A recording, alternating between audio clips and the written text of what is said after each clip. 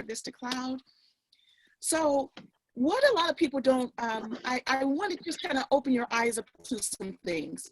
First of all, the nonprofit arena is always there to address a need. That's why it was developed.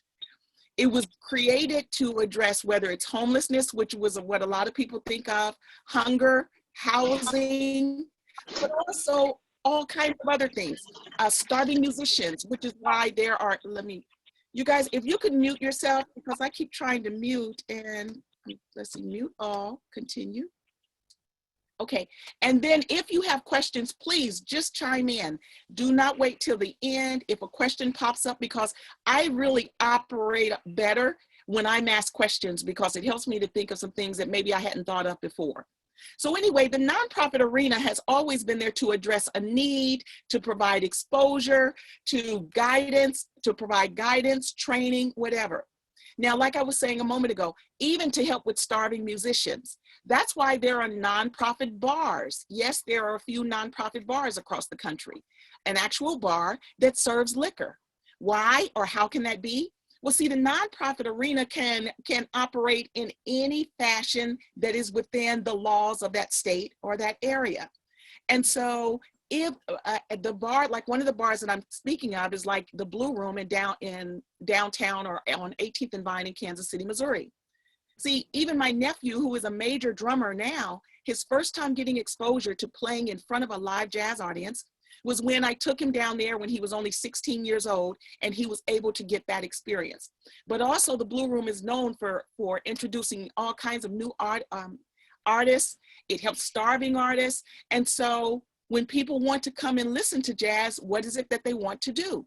Drink, most of them. And so a nonprofit, yes, can serve liquor, but all of the revenue, like any other nonprofit, just rolls back into the organization to support the programs and services. And also a nonprofit can have can have taxable and non-taxable income. Of course, the liquor would be taxable. So that's just one example, but still what I wanted to open your eyes to is that the nonprofit arena is always there to help make a difference and to address any issues or problems. Someone have a question? Okay, so now in times like these is when the nonprofit arena steps up even more. And that's why even during the last recession, some of you have been on recent trainings with me, and I've talked about how at the same time when for-profit jobs were decreasing, like the report by John Hopkins and the Tactical Philanthropy, it showed that for-profit jobs were decreasing by 3.3%, while nonprofit jobs were increasing by 2.5%. And that just tends to happen in times like these. So I'm going to be showing you, and many of you have been seeing on the news how celebrities are stepping up, more corporations are stepping up, and so let's just move forward, okay? So now, I'd like to get any questions before, what's on your mind? What are you wondering about if you can move forward in a particular arena? Any questions? What can I answer right now? So what about, can you hear me? Yes, I can, thank you. Okay. What about for 501c3 pending with an established EIN number, articles of incorporation, all that, but have applied for the 501c3, but it's pending? Well, you guys, from what I'm finding, and I'm sorry, I don't have my little menu open to see who I'm speaking with. Who am I talking to? This is Linda, representative of the House of Faith. Hi, Linda, and now you are in are you in Hot Springs? No, ma'am, we're in BB. It's under Jerry Pemberton. That's our director's name. Okay. And BB is Arkansas? Yes, ma'am. Okay, thanks for being on. Now, to my knowledge, right now, the IRS is still operating the same way it was before this whole stay at home and the COVID virus. Matter of fact, we just got another nonprofit approved last week. And now she sent her application off in February, and she got her approval last week. Yes, okay. Yes. And so right now they're still operating the same way. Understand that even though you get that standard letter back, I know your letter said that give them 180 days, right? Right. Yes, that's the standard letter that they send back to just to let you know that they've received your paperwork. And they do that because they don't want people just calling every week like a kid in the back seat. Are we there yet? Are we there yet? So that's their standard letter. But most paperwork that we send in, it's approved between 30 and maybe 60 days actually. So Okay. hopefully your letter will be coming soon, okay? Okay. And thank you for being on. Any other questions? Yeah. Anyone else? Now, you guys, just as I proceed, if you have questions, just let me have them, okay? Hey, Sherita. So, yes. This is Bob Rourke out of Colorado. Well, hello, Bob Rourke out of Colorado. How are you, sir? Lovely. I sent you a message in the group chat with a question. Do you see your chat? No, I don't have it open. It's in the way of my. For me, in the storage facility world, we have a number of folks in rural Tennessee that are going to be displaced. And what I was looking at is trying to take and set up something where we can fund storage in the storage facility for them. You and I have talked about this before down in Florida. And any thoughts on who I should reach out to in the nonprofit space? And then secondarily, will I need to form a nonprofit to receive those funds in order to take care of those folks? Well, now, Bob, when you're going after major dollars, see, you can serve up under a fiscal sponsor when you're going after 10,000, 20,000, sometimes even 100,000. But if you're needing more than that, most funders that fund bigger dollars don't want you to use a pass-through organization. A pass-through is when you can go up under someone else's umbrella and they serve as your fiscal sponsor or fiscal agent. If you're needing more than that, Bob, then I would suggest that you develop your own 501c3. Now, also, you guys, there's two different kinds of applications, the EZ form, the 1023 EZ, and then there's the 1023, the full-blown application. I always recommend do not do the EZ form, even though supposedly it's quicker and it is a lesser fee. I think it's 200 instead of the 600. There's limitations, like you cannot make over 50,000 a year in your first 3 to 4 years of operation. That's including in-kind or any kind of contribution. So instead of being limited, I always suggest going and just do the full-blown 1023 and not worry about limitations with how you operate within your organization. And then, Bob, now with the storage facility, you're thinking of turning it into like small housing possibly? Is that what you're saying? No, actually, I think for the folks that are consolidating where, there's more than one family living in a home, people are leaving their apartments or may lose their home, and they're looking to store their family goods. So, it's, for me, I see this as a temporary, and I don't know how many are going to come, but we're already starting to see some stress from our current tenants. And so trying to figure out how to help those folks. Yeah. Okay, well, yes, you can go after funding, you guys, and I'll be showing you some funding as we move forward. There's all kinds of funding coming down the pipes to address all of the different needs. And funders are realizing that people are being stretched as far as their dollars. So it's opening up doors for funding in different ways that I hadn't even imagined. And so, Bob, you guys, anytime you want to address something, all you have to do is be able to clearly identify the need that you are addressing and why. And when you can do that very clearly, so Bob, already we know that they're even telling people on the news, if you're not needing, cancel cable, cancel all of these automatic things that are hitting your accounts every month, because they realize that everyone is needing to stretch their dollar.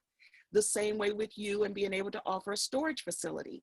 And so, matter of fact, I was working with another organization, I think she's out of Arizona, and she was going after funding to offer storage for little or no cost to low-income families. And you can do the same thing. Grants will cover your costs so that then you can aid those families that are in need. Okay?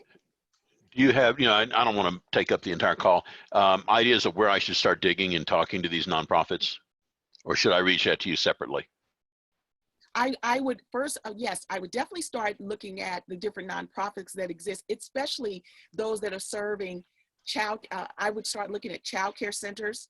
I would start looking at women's facilities, even domestic violence facilities, because some of those women have moved out of their homes and they probably need somewhere to store things. And so look at the organizations that have the target population that you want to work with. You can collab. Now, when you're doing a good collaboration with a nonprofit and they're also going to benefit, then yes, you can operate under their nonprofit because you are a program that now will be operating directly benefiting that organization. So what I said earlier about the pass-through organization, if they are a part of your grant and what you're going to do, then yes, definitely you can do it under another nonprofit. All right, thanks, Sherita. I'll get off and let everybody else go. You go. Thank you. Okay, I did open up my little window, so I see some chats here. Let's see, that's Bob. Dana, I still have 2 trying to get on who are seeing a black screen. Hopefully, are you guys seeing a black screen? Or No, everyone ma'am. else is seeing my screen? Oh, good. Okay. No, but So I Dana, have a friend who's been trying to get on as well, and somehow, and he's rebooted. So I don't know if there's something wrong with the internet or whatever. Yeah, Sherita. it's the internet. They've been trying Because to get just like in. I was trying to get, well, see, the fact that you guys are on, it lets us know that it's not Zoom and it's not the system.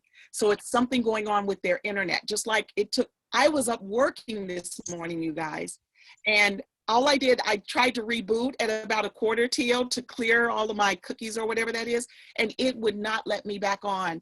So I think a lot of us and so many people are on. I just think that there is taxing the internet system. Maybe taxing Zoom as well. Yeah. Yeah, and I see Robert is saying, yes, that's what it's doing. And Robert is saying he had to reboot. Tell them to click the video. Someone says, tell them to click the video. That's what Bob said. Tell them to leave I had to and do a re-sign download. in. Okay. Click the video. Yes, there's the little link that looks like a little blue video camera. If you click that, it opens up a menu. At least that's the way it looks on my system. I think Karen, thank you. Karen says, phones. They're on their actual iPhones, I think.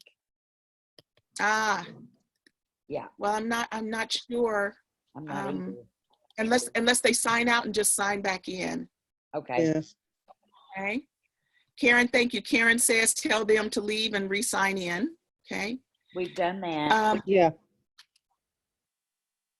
Okay, so I will come back to the chat, but you guys, because I need to keep my menu a little clearer, if you've typed something in chat and I haven't gone over and checked it, please just chime in and ask me your questions, okay?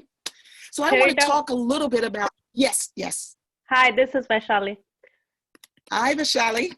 Where How are are you? I am in the Bay Area, San Francisco. Great, thank you for being on, and I'm fine, my dear. What's your question? So my question is, before you start the nonprofit, do you have to have like a theme or a subject and then just operate the nonprofit around that subject, or how would it work? Like, I'm completely ignorant about nonprofits. Well, anytime you guys, and I say this to all my clients, anytime you start a nonprofit, first, it should be doing exactly what you are also doing in your for-profit business. Exactly. See, that way, most of us are already feeling like our plate is full. And the thought of starting a nonprofit and going off doing something totally different, we don't even want to consider that. Well, you shouldn't have to. Whatever you're doing in your business, there are people that need you that cannot afford you. So if you were doing it as a nonprofit or in collaboration with a nonprofit, then you can go after funding to help you work with those individuals. Okay, so when you say a subject, your project would be you're working with individuals to help with their spiritual development, their awakening, all of that. Yeah, Okay? sort of like Also metaphysics. impacting. Yeah, I think you could consider metaphysics or spiritual. Yeah, whatever you said. Yeah. Mm-hmm. Yes, and see, the John Templeton Foundation alone, which is one of the funders that you and I have looked at, will fund you to work in the arena that you work in, but in order for them to give you dollars, they have to be able to write it off. And that's why they want you to be a tax exempt organization, because these investors that I'm speaking of, which are grant funders, their ROI is not to get money back that they give you. They want to know the return on impact on what their dollars are going to do, okay? And so, yes, you can get funding to be right on the exact path that you're already on, okay? Okay. Anyone Sounds else? good. Thank you. Thank you, my dear. Anyone else? Okay, so now I want to talk about business and the nonprofit update. See, because I hear people say all the time, well, Sherita, I was told that I shouldn't even consider the nonprofit arena. It's already too many of them. Do people say that to you if you decide to start a business, that you shouldn't start a business because there's already too many entrepreneurs or too many self-employed or too many corporations? No. But for some reason, people look at the nonprofit arena differently. And it's a corporation also, okay? And so here, I just want to open your eyes up to some things. So in March 2019, it was reported there are 774,725 businesses that were less than 1 year old. Now that's just brand new businesses. At that time, there were only 1.559 million businesses in the United States that were more than 25 years old. Now this is a recent report done last year, okay? Now look at all those businesses. Since the 1980s, the number of traditional C corporations has shrunk, while the total number of pass-through businesses such as S corporations, partnerships, and sole proprietorships has tripled. See, a lot of people now, instead of establishing actual C corporations and dealing with double taxation, a lot of people are developing the others, the S corps, partnerships, LLCs, that kind of thing, okay? So today there are 1.7 million traditional C corporations, even though the number has dropped, compared to 7.4 million partnerships, S corporations, and 23 million sole proprietorships. Now looking at all those numbers, again, if you were deciding to start a business today, would somebody tell you that no, don't do that, you don't want to consider that, there's already too many businesses or corporations? No, they wouldn't say that. Now let me show you in comparison to the nonprofit arena.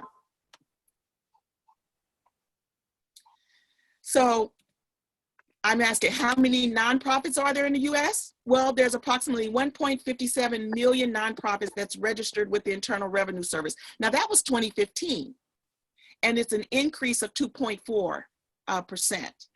The nonprofit sector contributed an estimated $985 billion to the US economy.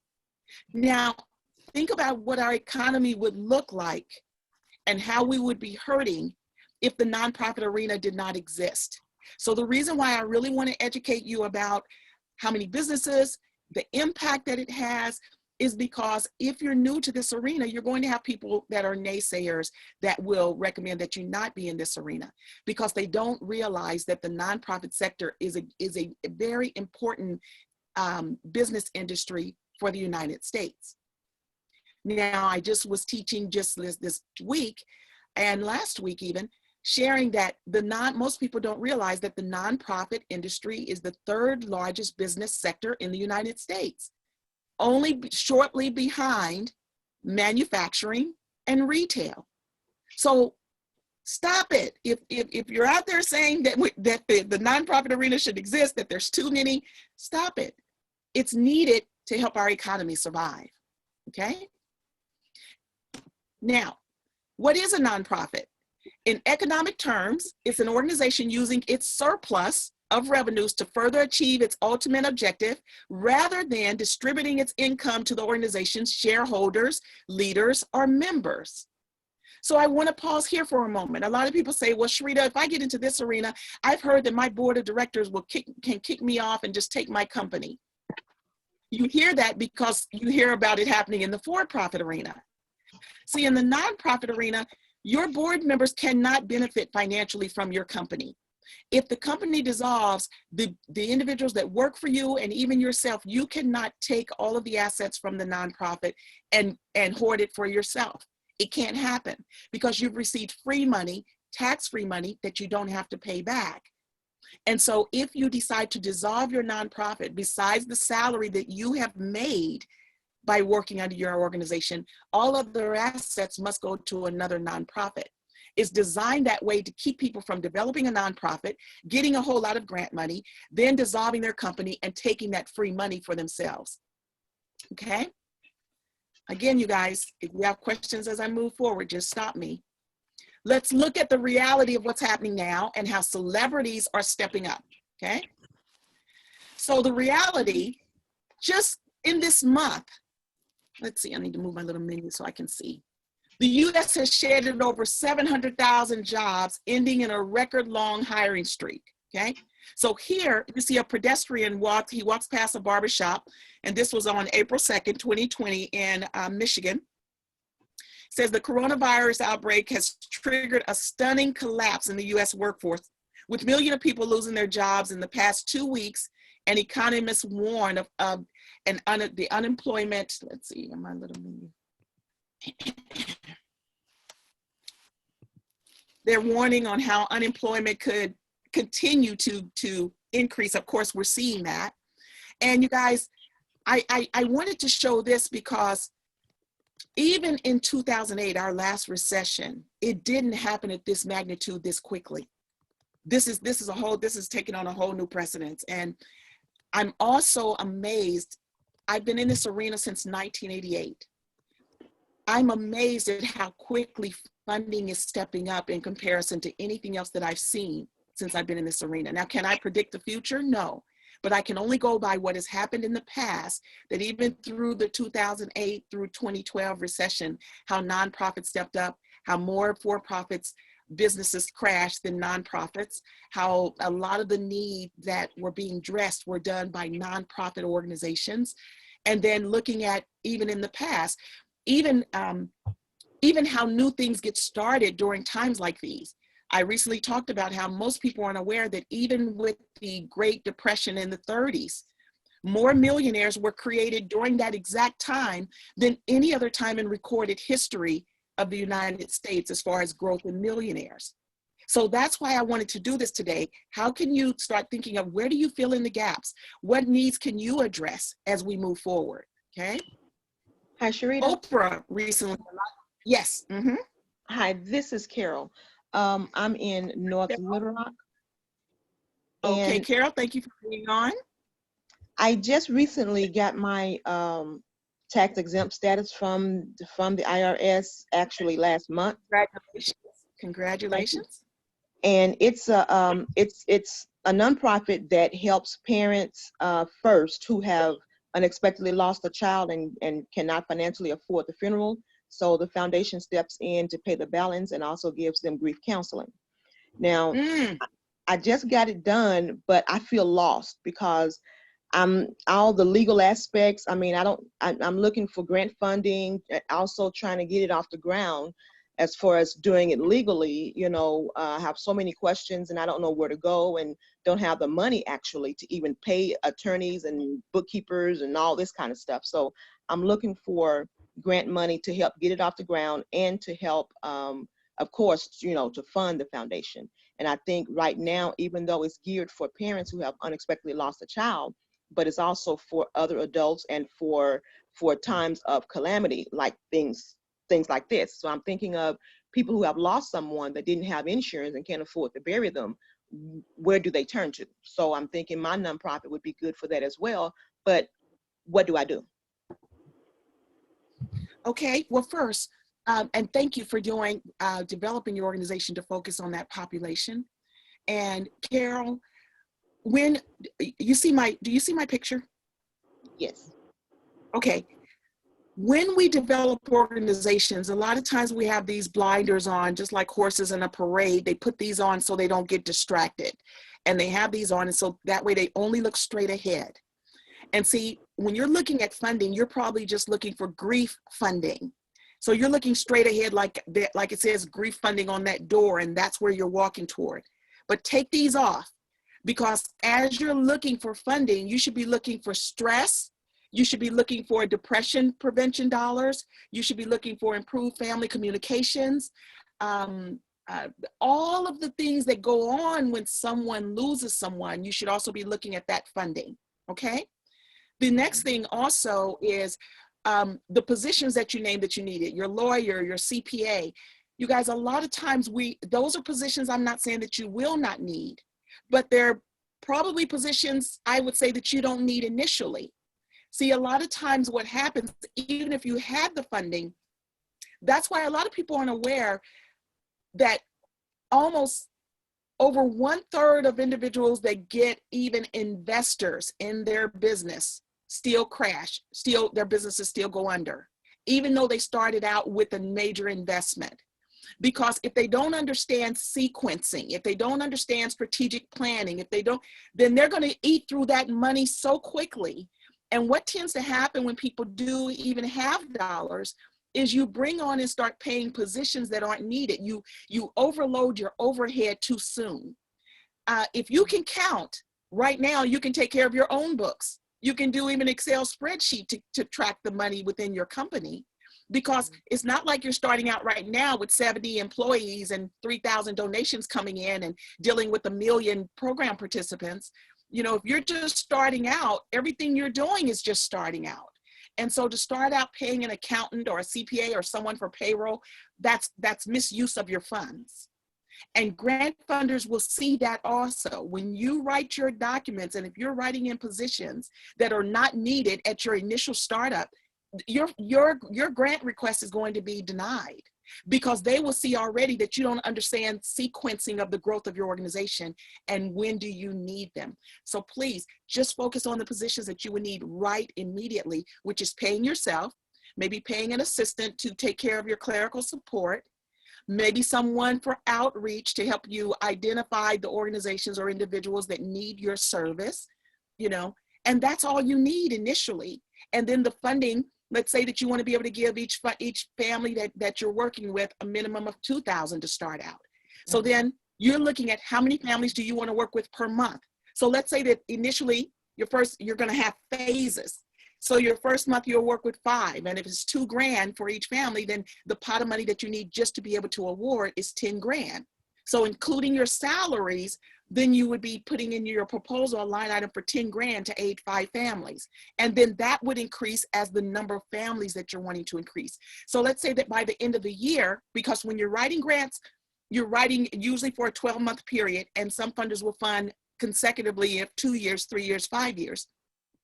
But for that year, let's say that you want to help 100 families for that year at $2,000. Then you would do 100 times 2,000, and what is that? 200,000? Right. Is it?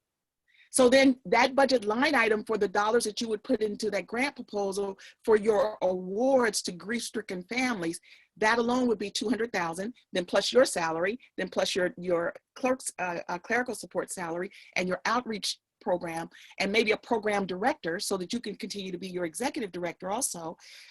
So that's what your budget would look like to the grant funder. Okay.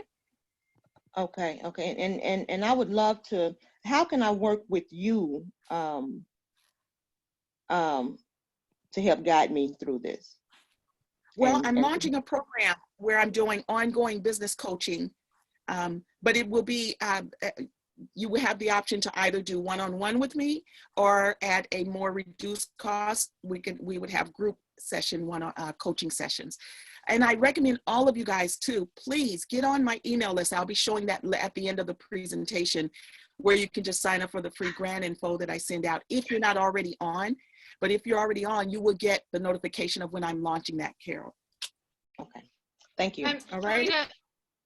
Yes. Our nonprofit is for and I'm actually a fruit of this program, but our nonprofit is for women that are in addiction, which is another pandemic that we're facing in our country right now, and this is not a work that can stop. And so if I understand you correctly from what you were telling her, in order to write a grant, I need to have a so we don't have unnecessary positions being paid. So we have an executive director, and then we have a house director. And those are the only 2 positions that are paid positions in our organization. So we don't have that, but we also, if I understand you correctly from what you told her, even though it's a different organization, that we would need to have, how many girls do we house every month? A set number, correct? What the cost is to house each one of those women. Yes, see, you're going to talk about that. Let's say that it's 10 girls because you want to get your expenses covered.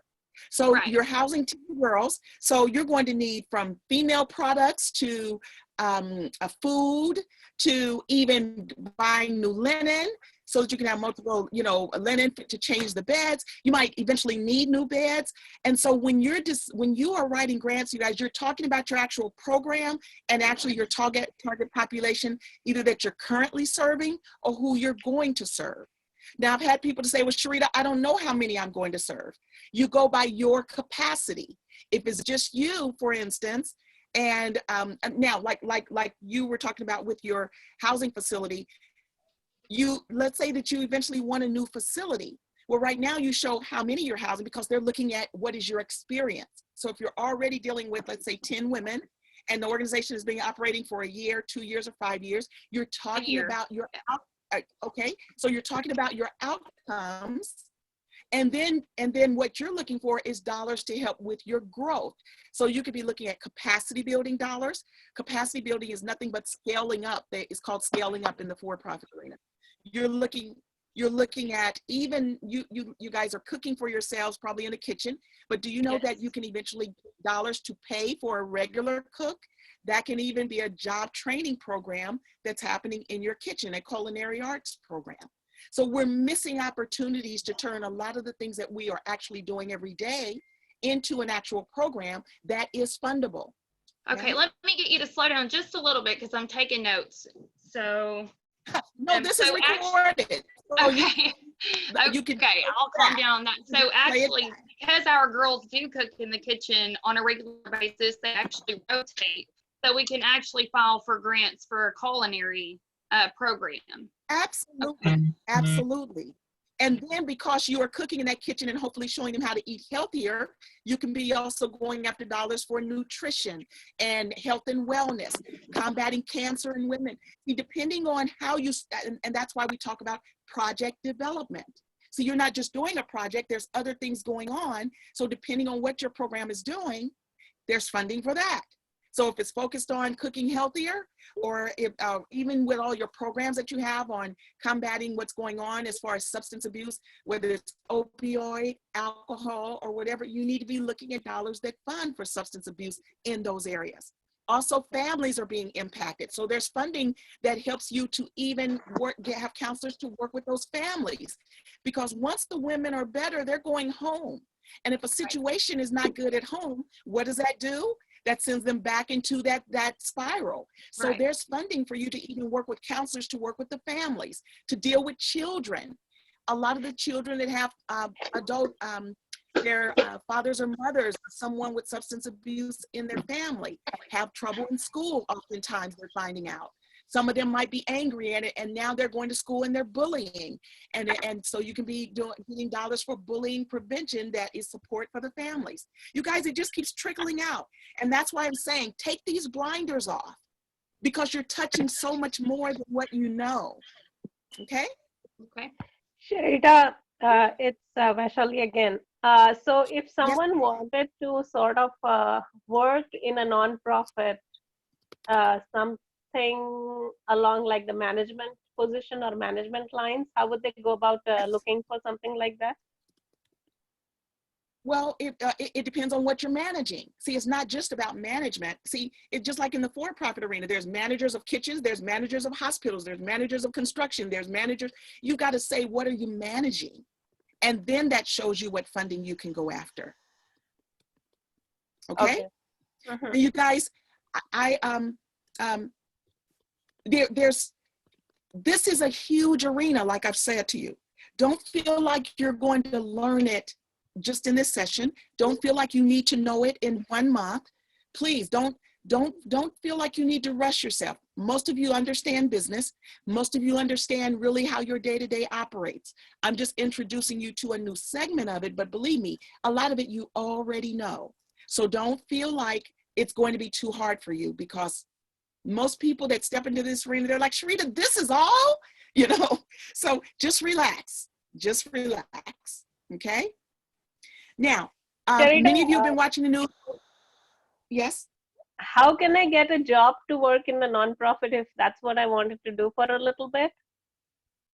Well, let me kind of move forward, and at the end, please hold that question. I want to make sure that I get a lot of things covered, because that's a good question. There's all kinds of ways to get jobs in this, or even start, you know, your own. You can even go to, I think it's called Opportunity Knocks, or you can even type just in a Google search, management position, comma, nonprofit. I mean, they're out there. So much so than almost any other, okay? Now, so all of us have been watching the news. Many of you have already seen that Oprah has committed $10 million for the coronavirus. And see, this is just how grant funders do. Oprah has already been giving. If you go to the givingpledge.org, you'll see Bill Gates, Warren Buffett. It's already been happening, but because of what's happening right now, the way the nonprofit arena operates is more to the forefront, but people that don't understand the nonprofit arena don't see this as being in the nonprofit arena. But it's always been there operating behind the scenes, almost like the wizard on the Wizard of Oz. It's behind the curtain, and you guys just, because you're not in this arena, you haven't pulled the curtain back. Well, I'm pulling the curtain back for you to see it and for you to step in if that's what you choose to do, okay? So Oprah has given 10 million. Let's see. Come on. You've seen Selena Gomez, Jay-Z, Taylor Swift. They all are stepping up. Guys, I got to close my little menus over here so I can see. So the coronavirus pandemic has temporarily unpinned life as we know it, as they're saying. And so what's happening is, amid the crisis, companies are pitching in to help, and so are major stars. Celebrities and athletes are pledging financial contributions to aid those impacted by the pandemic. So just on and on. Jay-Z, along with Rihanna and Clara Lino and the Clara Lino Foundation, they're donating $1 million. Dolly Parton, she is giving $1 million to the Vanderbilt University. The Athletes for Relief, they're including Golden State Warrior Steph Curry, race car driver Jimmy Johnson, Olympic gymnast Ali Rezman, and many others are giving to the Athletes for Relief. Bethany Frankel, let's see, how much is she giving? I don't see that. Bruno Mars, $1 million to help employees, and just on and on and on. NFL star Drew Brees, $5 million. And he collaborated with food programs and has given 10,000 meals per day in Louisiana. Actress Blake Lively announced a $1 million contribution. Let's see, singer Ciara and her husband are donating $1 million in meals. Howie Long just announced this week he's found a way for anyone to get involved. It's called America's Got Talent. I mean, he's the judge, but his program is Save Small Businesses America with Howie Mandel.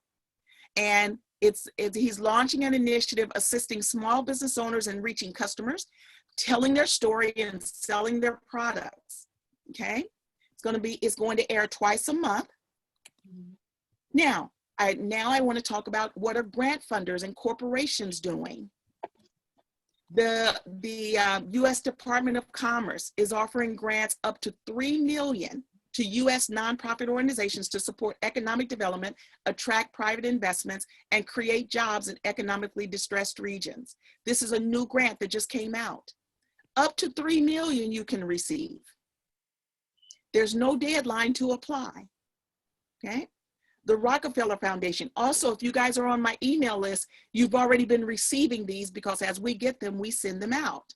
The Rockefeller Foundation, they say, as we see the COVID-19 pandemic unfold, we are also concerned about the potential repercussions on workers, families, and communities, and are evaluating areas. Now, you notice they said workers, families, and communities. Now, someone was just talking about people dealing with opioid issues, and that's going to increase. Substance abuse is going to be happening. All of, we just talked about people that are losing, that are grief-stricken. How many people are dying right now with COVID? So if you're dealing with grief, you're still dealing with families, you can go after this funding. Bob Rourke, you were talking about what you're doing and people and how it's impacting families that need storage. Look at the Rockefeller, okay? They say a challenge this large requires partners and the alignment of resources to reach the scale and scope needed to bend the COVID-19 curve. Rockefeller Foundation will continue to work with other foundations, organizations, and investors to deepen its impact around these critical focus areas. So what are they funding? This initial grant is for $20 million. They want to address the needs of America's workers, families, and vulnerable communities around the world. They want to create a better tracking and management system for COVID-19. So maybe someone is a software developer person that should be looking at this funding. They want to provide assistance in cities where we operate. Verizon and LISC. Someone have a question? Verizon and LISC come together to support small businesses with COVID-19. Well, see, we're seeing on the news every day that small businesses are shutting down. For all of us that are entrepreneurs, we're feeling it. If you're not looking at this funding, you're hurting yourself, okay? Verizon says, an investment of $2.5 million from Verizon is making it possible for LISC to begin offering critical relief and resiliency building support to small businesses facing immediate financial threat because of COVID-19. The funding will go to make grants of up to $10,000, especially to entrepreneurs of color, women-owned businesses, and other entrepreneurs in historically underserved places who don't have access to flexible, affordable capital. Verizon will highlight and bolster these efforts through their inaugural Pay It Forward Live online concert series. Okay, so more to come, you guys. I wanted to now show you what's happening as far as the philanthropic organizations that have already always been there, okay? And it says here, this was as of March 30th, 2020, more US companies and foundations mobilized for COVID-19 relief efforts. So I want to take you there. Now I'm going to pan over to that website. Any questions while I'm doing this? Yes, Sherita, this is Carol again. So that's very interesting about Verizon. So for like the beauty industry, my daughter owns a hair salon, and of course they've all been shut down, and we don't know when that they're going to open back up. And so, how do you go to places like that, Verizon, and try to qualify for a grant for an LLC business? Well, you're submitting to them. Most will have the online applications. And then for beauticians, even though they can't get out, if I was a beautician, I would be starting to even hold blogs or weekly conversations on taking care of your hair, understanding the hair follicle, talking about various shampoos, conditioning, how to cut your own hair. I mean, there's so many opportunities that we can do that we just hadn't thought about before. A friend of mine that's a beautician, she came up with her own line, and she's actually now mailing out products to her customers. They're purchasing her products. Okay. Okay. Sherita, it's yes. It's Karen Strauss. So Hi, hi Sherita, nice to see you again. Yes, you too. Thanks. We have a nonprofit that's it's religious oriented. It comes from a Jewish worldview, but it's really multi. We have lots of different religion, spiritual. It's more about spirituality, and of course, in this time, we're not allowed to meet for services or for Passover or for the foreseeable future. And so, do you have any suggestions? Because we don't even have a really good Zoom account. We want to do streaming online, services and counseling. Our rabbi wants to do counseling for people, in grief, who've lost people and, in need. Do you have any suggestions of where we could find funding for something like that? Yes, I also want to show you something. Now, first, speaking of Jewish, prior to even COVID-19, look at the shootings that were going on, okay? Remember I said there's grant funding to address a need. There's a need for educating people about the Jewish faith, for bringing all ethnicities and religious individuals together, maybe even for dinners. to help combat what was happening even prior to COVID-19, and you could be going after that funding. See, you guys, I'm going to be talking about today on how to deal with what's going on while we're staying home, but also once we all start getting back out. And so I want you to see on my screen, you see where I just typed in, and I even misspelled it. It didn't even come up right, religion. I want you to see that there's funding just for teaching your faith. Hmm. You see it? Yes. And you could have Bible classes online, and especially because seniors don't really need to be exposed, and with what's going on, you could be going after this funding still. That's Okay. awesome, because that's our plan, is to do adult education. And also, on the publishing side, to do, since kids need to be homeschooled, we'd like to do some, publishing of books. This is great. Thank you. And this is for anyone that's online that probably hadn't considered that there's grants for you in writing your books. Yeah. Ooh. Okay. Oh, wow. See, this is why I say if you're not looking at these investors, you're missing out. Grant funders are nothing but investors. How easy can you find other investors by just searches like I'm doing right now? But people have treated the nonprofit arena investors like that kid that's in the back of the room saying, ooh, choose me. Ooh, Miss Johnson, Miss Johnson. And Miss Johnson is looking over that kid and going after the kid that's hiding behind his book like this and peeking up. Because you think that because they're doing, ooh, that's too good to be true. And that's why I give you the history of the nonprofit arena, so that you can see the impact that it has on our economy, and you're missing out because you think it's too good to be true. What's too,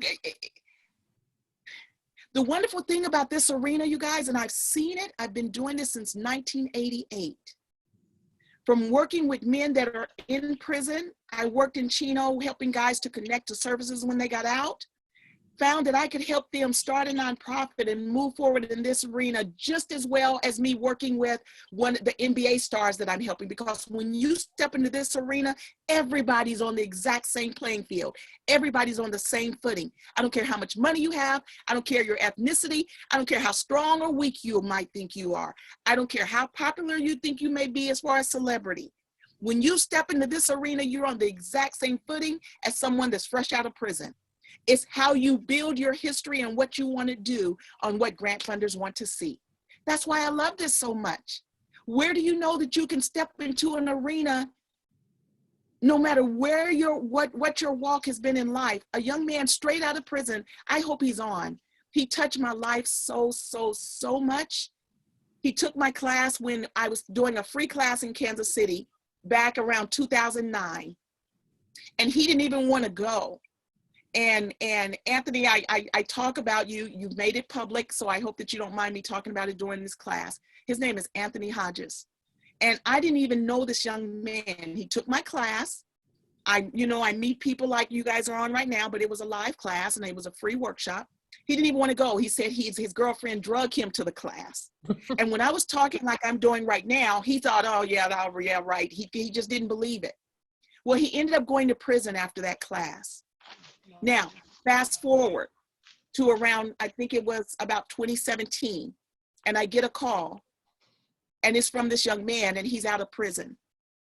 And he said, Ms. Herring, it was the things that you talked about that gave me the direction that I took in prison. I took classes, I got certified in this, I got certified in that. You guys, the email he sent me, I was in tears.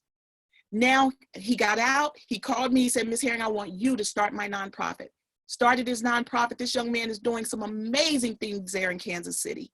They have an event coming up. Well, it may have to be canceled because of what's going on, but he's bringing people together with nighttime basketball programs. He's getting people out of gangs, fresh out of prison. So what I'm saying to you is, now's the time. We've been sitting on things that we had no idea we can do. Sometimes it takes being in a valley, and when you're in a valley always, it's not a bad thing. It's just sometimes you got to get somewhere and rest and start thinking about a new way, because you're ready to have to go up another hill again. This is time for preparation. It's time for preparation so that now you can get busy and doing some things that you've been sitting on. Okay? So now I want to go back over. Can you hear me? I can. Okay, so our founding executive director, who founded our ministry, she actually she's been out of prison for a few years. Is there a certain kind of funding for somebody that's doing a nonprofit from like out of prison, changed their life, got the resources and the knowledge, the head knowledge and the heart knowledge to be able to do the work that she's doing to pour into our lives? Is there any kind of certain funding that she would be able to receive because she has been to prison? Well, first, she can go after funding that starts paying her a salary if she's not getting paid well right now. See, you can be going after capacity building dollars. Capacity building grants are a recognition that organizations need to build management systems as well as programs. By helping you improve your organization's systems and operations, they are strengthening your ability to serve your clients, which is, after all, what most funders are primarily interested in. That's capacity building funding. And see, that's why I like to speak and do these kinds of presentations where you see my screen, because most people don't believe it. There's even planning and development dollars. But see, these are funders for capacity building, okay? Okay. And then there's dollars for, capacity building, general operating. This is for anything that it takes to run and operate your business, whether it's salaries, utilities, lease, paying consultants for whatever you need. That's general operating dollars. All right. Okay. Wow. Now, you guys, I left off talking about what other companies are giving. Well, look, Lego Foundation, 50 million. See, and this is a report, again, that just came out March 30th. So people say, well, Sherita, if I step into the nonprofit arena, where's the money coming from? It's $1 trillion industry. Stop worrying about it. When you start your for-profit, do you wonder where the money's going to come from? Does that hinder you from starting and moving forward and just making sure that whatever you need to do, you're going to do it? Stop treating this arena like it's a side gig. Stop acting like, oh, it's just a hobby and I'll get to it. Nothing hurts me more than when I develop a nonprofit and I talk to someone maybe 4 or 5 years later and I say, hey, how's your nonprofit? What's going on? Oh, I'll let that go. You know, I submitted a couple of grants, didn't get it. So you know what? That's what people always told me. Don't step into that arena. But that same person have been trying to get money for their for-profit for 20 years and haven't received it. We have unreal. Is there a guideline for writing these grants? Because I think that's where they all provide guidelines. They all give you their guidelines. And that's why I say get on my email list, because when I send it to you, if you go to their site, for instance, I like to go to this one because this is one that I use a lot, the W.K. Kellogg Foundation. They're one of the easiest ones to find their guidelines. When you go over to their site, remember, they're that kid that's in the back saying, choose me, choose me. So they don't want to make it difficult for you. So when you go there, they let you know what their priorities are, okay? They want to work with thriving children, working families, and equitable communities. Then you go here and they say, let's see, priorities, our grants. And they will give you their guidelines. But I like to come here because I want to show you how vast their giving is. They give across the board to a lot of things, from 150,000 to 30,000, 100,000, $1 million, you know. And let's go and let's look at the year so you can see more recent. Okay. Let's look at their 2020. Look at what they've already given, pledge for 2020, because people have already submitted their grants. Oh, wow. Okay. Now, as far as their priorities, let's see, the grants, I want to show you their guidelines. See, they show you how to apply. And that's why I'm saying, people say, well, Sherita, before I step into this arena, I need a grant writer. I'll ask them, have you looked at a grant guideline? No, but I was told, stop it. Learn how to look at it before you start putting up your obstacles, okay? You guys, I hope this doesn't make me crash. I'm trying to open too many screens. Let me close this one. Hey, Sherita, I have a quick question. This is Carol. Yes. As far as like when you apply for a grant, I know they're all different with different timelines, but like how long does it usually take in general to receive an answer or even to get approved for the grant? Well, they tell you. I'm hoping that this is the page that tell you. They'll say, once you submit, it'll take 3 months or 6 weeks, or they tell you. Let's see, I'm trying to see if they've got it here. What should I expect? We receive more requests each year than we are able to fund. Unfortunately, this means we are not able to provide funding for the vast majority. Now, a lot of people look at that and say, see, I told you. Well, if you're a for-profit and you're submitting to Bank of America, do you know how many they fund? Do you know how many they turn around? Do you think you're one of only 10? Okay. So they're just letting you know up front. A lot of people apply, but that's what grant writing is about. A grant writing class is about showing you how to submit it better, okay? So online applications offers the opportunity to provide detailed information. Do they give us their timeline here? I know they give it to us. Once you submit your application, you will receive an email confirmation containing a reference number. Your application will go through an initial screening process, and you can expect to hear from us within 2 business days. And then after that, when they give you that, then they give you even more of their timeline on your review process. But grant funders always tell you, okay? So now, as we scroll on down, Lowe's, okay, we saw Lego, 50 million. Micron Technology, 35 million. Zuckerberg Initiative, 25 million. Lowe's, 25 million. Truist, 25 million. UGA, 23 million. City Foundation, 15 million. Google, 15 million. Seattle Foundation, 14.3 million. TikTok, 13 million. Amazon, 12.5 million. AT&T, 10 million.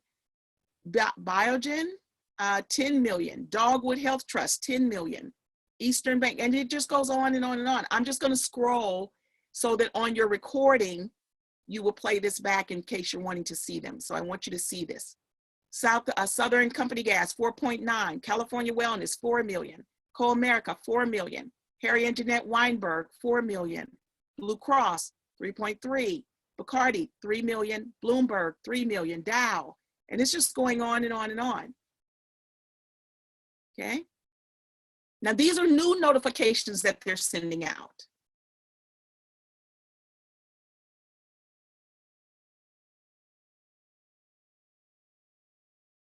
Coca-Cola, Hellman, San Diego Gas, Twitter, WhatsApp, Workers Lab, okay?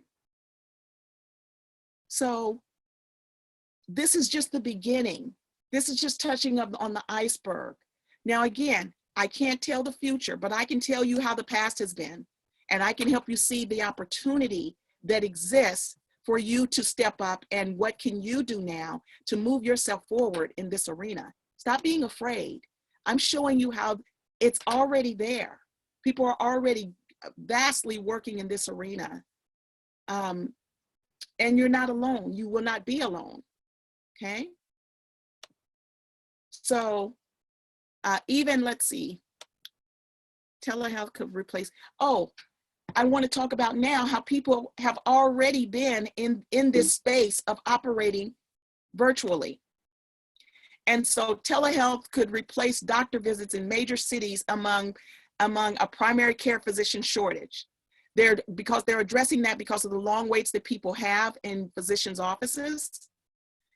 Major healthcare players like United Healthcare, Aetna, and Kaiser Permanente are increasingly using virtual care. When was this article published?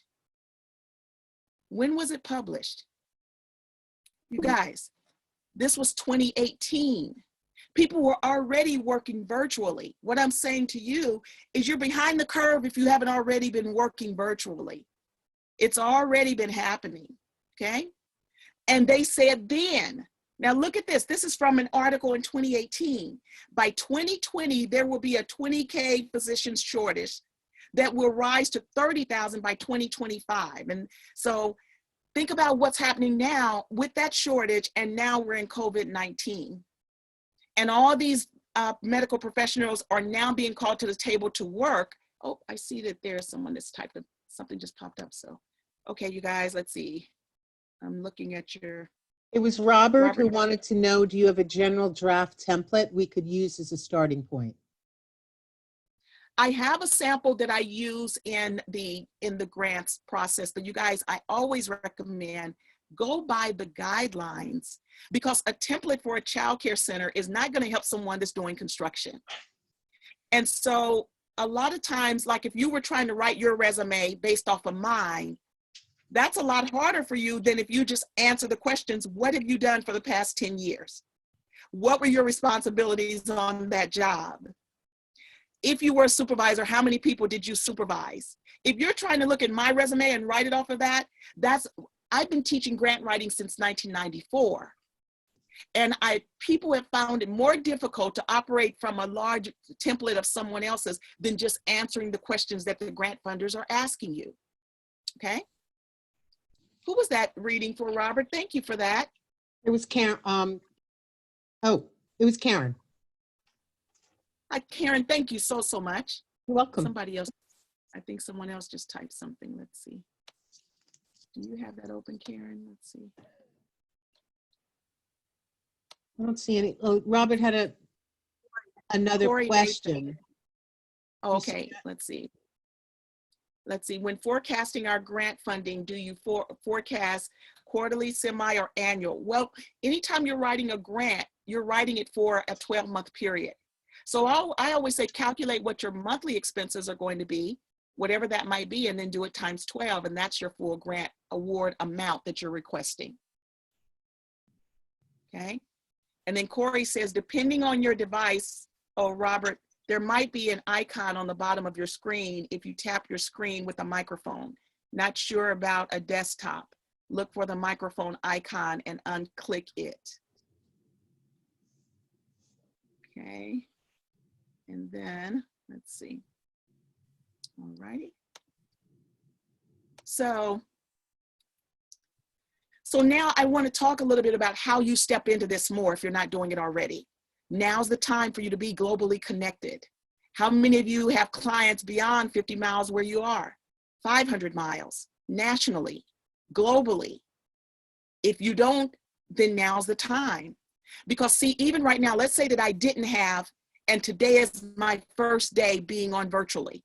Then today would be the first day that I have now gone national. Because you guys are all over the United States, so I now am a nationally operating organization. If you're not taking advantage of being able to go national and international, the other day when I was teaching, I had people on from Brussels, the Caribbean. I've been teaching, I did a workshop where I was on my screen like this, and they had me on the big screen, and I was coaching 700 businesses in Nigeria. Your actual foot does not have to be in that location physically for you to have a footprint that is global in other places because you're now teaching virtually. How many of you are already virtually connected and generating revenue? And if not, you should be. COVID-19 has now forced many that weren't familiar with the virtual connecting to now go live stream. So what am I saying here? That's crazy. That should say we've gone from this to just seeing it like on the news with people talking to people all over the world to this. And this is a shot from, I was just recently on with CEO Space, and it was on that particular day, if you see down at the bottom, it was 75 of us. And you could hit the little arrow over here to see all the other people that are a part of the, do you guys see my mouse moving? You could, this way you could just see everyone because the screen only shows so many people at a time. So we moved from this, from just seeing it on the news, great, thank you, to just seeing it on the news to us being on like we're on today. So how will you show up? What are you going to do now? Okay. So stepping into virtual teaching and speaking environment will allow you to perform borderless learning through presentations, seminars, and more. Now, unlike a video or webcast, virtual conferencing is interactive and in real time. See, all of us have been going to YouTube and learning how to do things and following instructions. But now, by doing it this way, it allows the presenter and the attendees to interactively hold discussions like we're doing right now, ask questions like we're doing right now through the live audience. You can do that while working with youth, interacting with job training programs, empowering veterans, reaching program participants, teaching Bible classes, whatever, okay? So now with technology, the webinars, we're no longer locked into just being in a classroom. The way you do business will probably totally change. You guys, because I started teaching virtually so long ago, that's when I was in my office in Beverly Hills, California, paying that lease every month until I realized I had not taught a class in my office for 2 years. Why was I paying that lease? Why am I putting out that overhead? That's how Ray and I ended up traveling the country in our RV, getting sponsorship, doing what we love, seeing the country, pulling over so I can have internet and you won't hear the motor running, pulling over at a beautiful park, teaching, and then getting back in the RV, going to our next city. What will you do? So you don't have to be in this lecture environment anymore. Virtual sessions allow international and global learning for limitless education where there's no boundaries for the gift of knowledge. So there's increased opportunities through this to help educate more individuals without limitations of venues, without increasing overhead costs. Virtual sessions generate new leads. They expand your reach to prospective members or clients, create products for the virtual session recordings, which creates opportunities for multiple streams of revenue.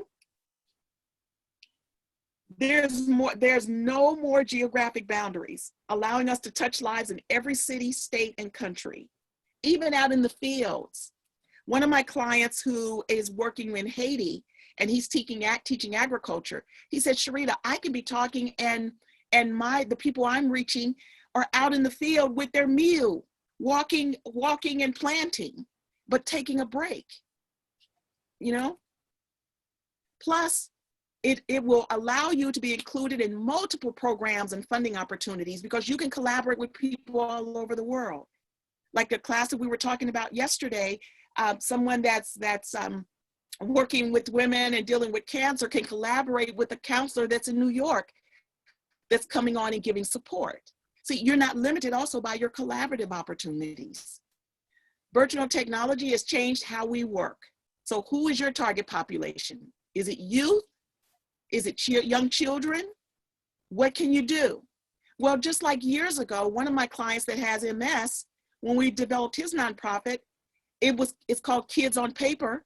And because of his MS, he no longer has the ability to just go around and do what he was doing. He's working with youth and letting them post their comics and their artwork online, okay? Someone had a question? You could even be teaching crocheting. You could hold crocheting classes online, okay? Bootsy Collins, when we developed his nonprofit, the Bootsy Collins Foundation, he was going to name it the Bootsy Collins Music Foundation, but I said, Bootsy, you do so much more. Like he works with youth, he was working with the Tuskegee Airmen, he was doing community empowerment projects with the Cincinnati Bengals.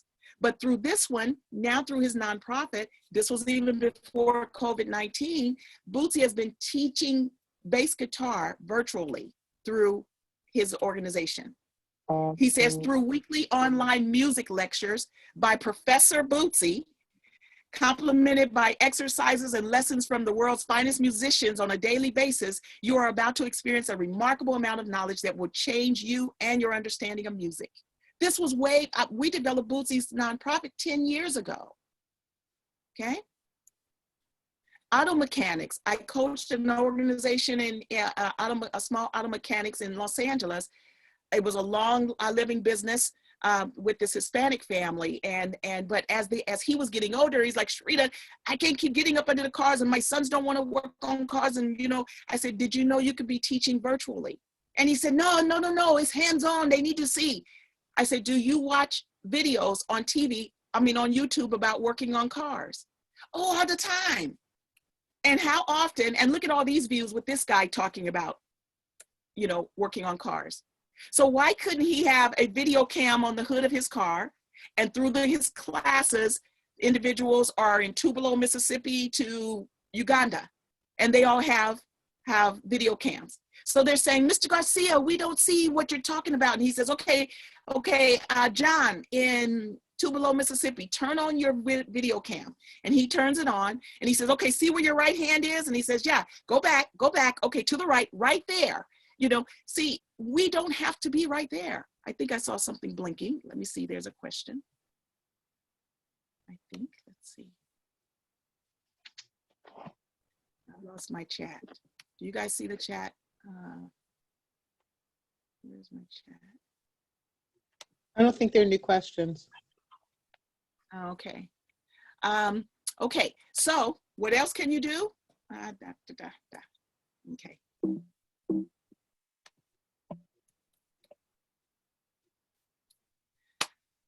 If you're working with seniors, look at the things you can do with seniors. Bible study, teaching financial literacy, financial planning, even sexual problems. You guys, what shocked me, do you know that one of the major things that they're having a problem with senior facilities is sexually transmitted diseases? I was shocked, but they're giving me hope. I'm like, yes, not for the diseases, but for sex, because I'm 60 and I just wondered, okay, now, Lord, how long will I be able to go like this, right? But the thing is that someone that could be counseling could actually be doing this virtually, and most everyone has a smartphone in their hand, even if they don't have a computer. Our family foundation, the Rufus C. and Leola Goff Family Foundation. My sister loves puppet ministry, and that can even be happening virtually. And instead of kids just being up and watching cartoons and televisions, they can actually be talking to the puppets and saying, and so if it's Johnny and Joy and all of these people all over, the puppet could be saying, Joy, now where are you? Oh, you're in Texas. And so that would make them feel real good because of the actual interaction and them saying their name versus them just watching a video, okay? My sister even teaches praise dance, and she has a book now about the etiquette of praise dance, and she could be teaching other praise dance instructors, and even they make their own flags that they wave and all that. You could be doing sewing classes virtually, okay? Here's a guy that's already been doing video courses and live streaming, the Mixed Master live stream. And here's a funder that even funds for choreography and grants. Working with youth, get on the fast track to a fit school. Look at all of our children that are home right now. Fitness instructors could be holding fitness classes for young people, or a fitness instructor could be holding live classes like my son is doing right now. He actually has if you go to Herring Fitness, I think it's Herring Fitness on Instagram, but he has a container that he's now turned into his gym, and he's actually teaching fitness classes virtually, okay? See down there, virtual and in-person trainings. Culinary and nutrition. You could be teaching culinary arts to children and talking about nutrition, talk about baking. Look at these two young girls that have their own YouTube and they're baking cupcakes. If you're a writer, you could be doing virtual creative writing classes, doing English tutoring, or even teaching journalism. You could even be helping businesses write their own press releases to expand their business. Here's a grant that's for journalism. So what about after stay home? What about when we now are able to get back out? What can you do? Okay, so do you collect rocks? Did you know that there's funding for you just to collect rocks? Did you know that you could even be teaching children how to collect rocks? What are rocks? Why are the rocks different? Why are some rough? Why are some smooth? Why do some have glitter stuff in them? Whatever you want to talk about. You could even take them on tours to famous rock formations from Easter Island to the Grand Canyon. And guess what? There's there's sponsorship tickets that will allow you to do it. From United Airlines to Southwest, they actually they sponsor tickets for you to take young people or anyone on trips. They say here, United, our sponsorships are primarily made in one of three ways: in-kind donations, which are airline and transportation certificates, volunteerism, and cash support. The AEG Foundation funds, and they fund for, God, this is little, assist students to attend field trips, professional meetings, and support student research, scholarship, and professional development. AEG, advancing the science, scholarship, and education in environmental and engineering geology for the benefit of all. If you've got kids that you want to talk to them about rocks, okay? If you're a ministry, there's funding for ministry and singing. There's funding for carpentry and bookkeeping, barber and beautician and more, photography and sewing, biking. Do you know I was coaching a group of bikers in Los Angeles? And you guys, when they rolled up, I was running for office at the time, and they wanted to talk to me about, to see what I was going to do for their community. And I had been warned that they were former gang members. And so I went over to this park in one of the hardest areas in Los Angeles. But I wasn't prepared, first of all, for what was coming. And so they wanted to see, was I just going to be another one of those politicians that, you know, got them to support them, and then once I get in office, I wasn't going to be able to do anything for them, wasn't really going to do what I said I was going to do. So anyway, I'm over at this park, and my representative that had brought me over there, we're waiting, and I hear this, and you guys, it kept getting closer and closer. These guys rode in so good looking and sexy, I'm telling you. I was like, Lord have mercy. And it was about 50 of them. And they all rode in. I mean, didn't look like I thought. When I'm thinking former gang members, see, we all have a stereotype. You know, they looked a lot like my husband. Anyway, they rode in and they all had on these same vests and looked alike, and these beautiful bikes, and they rode in, and you guys, I'm standing there. It was like a movie. They rode in and they circled me, and they all parked their bikes and got off. And so I'm in the middle of this circle. And at first it was kind of intimidating, and I think it was on purpose, you know? And so now they're all standing around me, and they're asking me questions. Well, Ms. Herring, I mean, hey, Miss Council Lady, you saying that you want to do such and such and such. Well, what makes us think that you're going to do that? And they're just throwing these questions at me, right? And I'm just answering them because I am a community advocate. I've been working in community for 20 years. Now, after they did that to me for about 5-10 minutes, the leader of them said, Ms. Herring, you know what? And excuse the language, he said, you know, we just bullshitting you, right? And I said, excuse me? He said, man, we've already done our research. We've already researched you and seen the things that you funded and the things that you've done in community and how you worked with the Rodney King, getting the funding after the Rodney King riots and that. So they were just giving me a hard time. So anyway, back to biking. And I'm talking about the grants that they can go after. They didn't realize there's a lot of retired bikers that were part of their group that they didn't realize that they could get grants, put that little side thing on the side of their bike, take seniors up to Monterey and different places, and grants would cover their costs. You know, it's about making a difference and enhancing someone's life, you guys. So, and even with dance, are you missing out on funding if you teach dance? Even fishing, that's me and my brother. Do you know that there's grants for you to get out and take either children fishing, take seniors fishing? Bob Rourke, you and Harry went on a fish trip, and I've been saying to Harry for years, Harry, because he's always taking someone with him, some of his seniors, especially when his dad was living. I said, Harry, you should have a senior fishing program. It would buy your bass boat. It would buy all of the equipment that you need, you know, but we're missing out. If you love to skate, do you know you can even have a nonprofit skating rink? If you love chess, you could even be teaching chess virtually right now, or you could have a chess program that starts even after we can get back out again. I've been virtual for quite a while. Now here's a post. If you look at this, this was actually August 2015 that I did a post on Facebook. And I said, our virtual business coaching has grown our company exponentially over the past few years by reaching national and international markets. What services are you offering? And again, this was August 13th, 2015. Here is where I've been teaching grant writing classes, my boot camp. This was back in 2017. And then this is where I even teach how do you take your business global. But this was back on August 4th, 2015.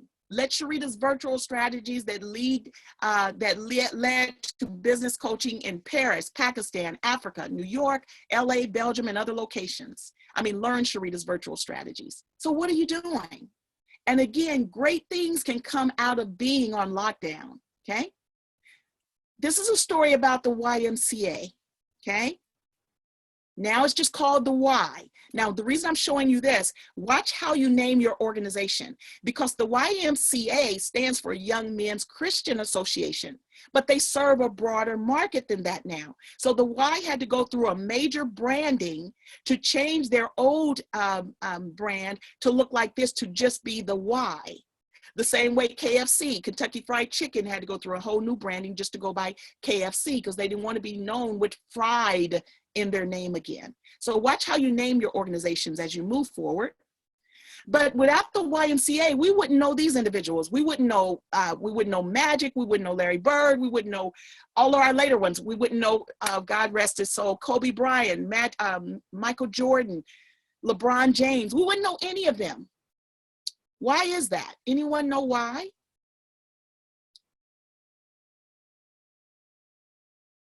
Could it be because No. they were attendees of the Y? No. I mean, it could be that they were, but I don't know if they were. It could have been that they attended the Boys and Girls Club or didn't play in any of them. But let me just share with you. The YMCA invented basketball. A lot of people aren't aware of that. James Naismith took a peach basket that you see in his hand and a soccer ball and created what you see now, okay? And what he did, let me tell you why it came about. They were on lockdown. That's why I said good things come from being on lockdown. The YMCA, it had Springfield College, and they invented basketball. At Springfield YMCA, Naismith struggled with a rowdy class which was confined to indoor games throughout the harsh New England winter, and thus was perpetually short-tempered. So, under the orders of the dean, Luther Gulick, head of Springfield YMCA's physical education, Naismith was given 14 days to create an indoor game that would provide an athletic distraction that would not take up much room, could help its track athletes to keep in shape, explicitly emphasize to make it fair for all players and not too rough. Now, he had no idea what he was creating. I'm presenting this to you, you guys, because people are locked in.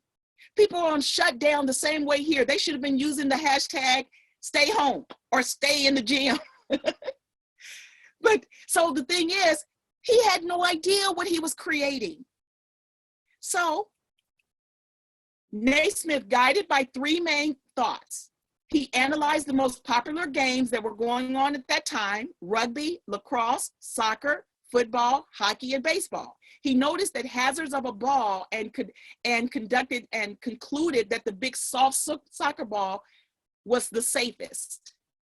He saw that most physical contact occurred while running with the ball, dribbling or hitting it, so he decided that passing was the only legal option. At that time, dribbling wasn't even allowed. They were just passing. Naismith further reduced body contact by making the goal unguardable, namely placing it high above the players' heads. So remember those, if you guys have seen the old gyms, and they had the track that ran around the top, and he attached the peach baskets to each end up on the top. And so when they would shoot, somebody was up there to throw the ball back down, because at that time the basket didn't have a hole in it, because they were going to have to reuse that basket, right? So Dr. Naismith christened the new game basketball. The first game of basketball was played in December 1891. Following that, the University of Kansas men's basketball program officially began in 1898. So again, lockdown created something. What can you create? Any comments? You guys are there, right? Still there? So Sherita, here's the old gym. I'm gonna have to talk to Harry, get him. That could be really Yeah. bad. He could be teaching and fishing forever. Yes, yes, yes. And you guys, I'm glad you said that, Bob, because what I do, one of my mottos is I want to help you do what you love until you're dirt again. See, we usually wait till we retire to do some of our most passionate things. Why? When you can have a nonprofit and have that particular program under your nonprofit right now, no matter what it is. It could be collecting rocks. It could be braiding hair. It could be, trimming bonsai trees. If you love it, someone else loves it. Okay? So this Sherita, was the original. I'm sorry to interrupt. There's a Tai Chi studio guy he's lived his entire life here in town. He does Tai Chi, and of course the studio's shut down now. He has a little bit of an online offering. What are your thoughts on the martial arts guys out there that have or the CrossFit folks that are unable to take and teach because their groups are locked out of their facilities? They should be doing it virtually, because there's still people that can hurt themselves by working out alone. But if he has them on the screen, and the same way you guys could see me, I could be further back and have my mic on, or where you could hear me, and I could be exercising, I could be stretching, I could be showing you, if I was a Tai Chi, or I don't know the movements, but I could be showing you the movements, and I could be explaining, make sure that your hand curves when your hand goes this way, or make sure that, with this move, that your elbow and your hand are in the vertical position. You're teaching the same exact way. They're just not right there in your presence. People still want to be connected to people. Okay? A lot of people that normally would not go to a gym will now join this. There's a lot of people that want to lose weight before they go to the gym. Now you can touch that market, because now they don't have to worry about it. They could even have their camera off and exercise naked if they wanted to. We've got to broaden our thinking, because the same opportunities exist. Did that help? Yes, ma'am. I'm sitting here shaking my head like you can see me. So clearly I need help. Yeah, I'm not looking at that screen right now, but thank you. So what I was saying, you guys, this is that original team. Uh-oh, I'm spinning. Why am I spinning? I'm sorry, what happened? Okay, so that's the original team. So now tell me this, what kind of funding, why do I keep spinning? Wait, let me close something, you guys. Something is trying to do something here.